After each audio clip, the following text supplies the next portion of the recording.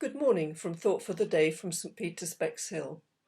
On my last Thought for the Day, I told you about part of my visit to Vietnam some years ago and the quilt project that was helping so many young girls to have a better life.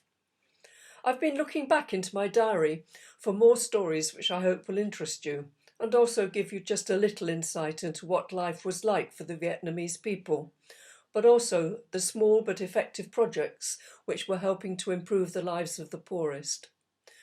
My visit was only short, but was packed with new experiences which I've never forgotten.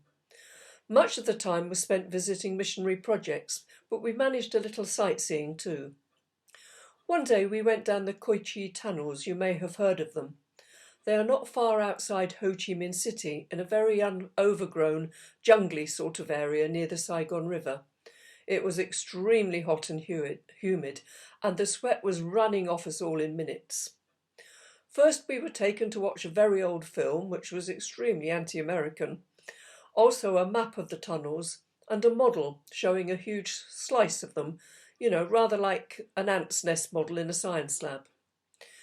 These tunnels run on for 56 kilometres. Apparently, you could go along them for 3 days.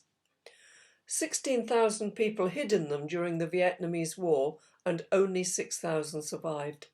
They lived in them totally. We went down one which had been specially widened for fat Westerners because we would have got stuck in the original tunnels. It was still very narrow, low and dark, quite claustrophobic, and we had to crouch down as we went through. They also showed us entrances to other tunnels, some no more than like a manhole cover, about 18 inches by 12 inches, horrific traps to catch American soldiers, the health room, which didn't look very healthy at all, and a kitchen where we were served tea and slices of tapioca. It tasted of nothing, but filled your mouth and was very difficult to swallow. This had no nutritious value, but was all they had most of the time when hiding. And when they emerged, they were recognisable by their pale hair and skin, having lost the pigmentation because of the conditions.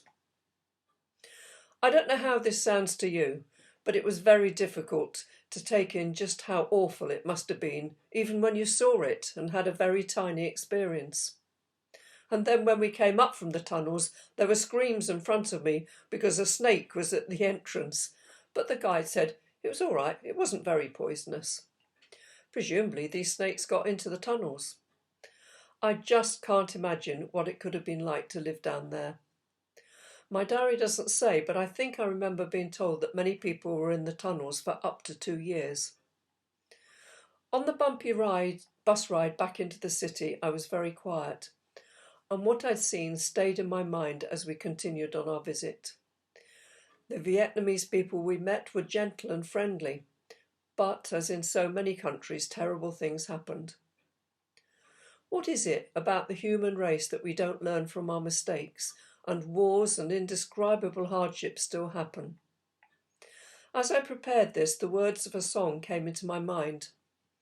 Let there be peace on earth, and let it begin with me. Easy to sing, but what does it mean for us? You'd think peace within our families would be easy, but sometimes it seems the most difficult. What about peace with our friends and our neighbours when they hold different views? Or tolerance when we're tired or stressed and not managing to keep things in perspective? And what about the bigger issues in the world that sometimes seem beyond our ability to do anything about? Or are they? There is much we can do, from supporting charities working in war-torn areas to becoming part of Amnesty International, and even to being prepared to put our heads above the parapet sometimes and speak out when we hear untruths and bigoted views. Well, this has been quite a serious thought for the day, but hopefully was interesting. I hope you have a good day.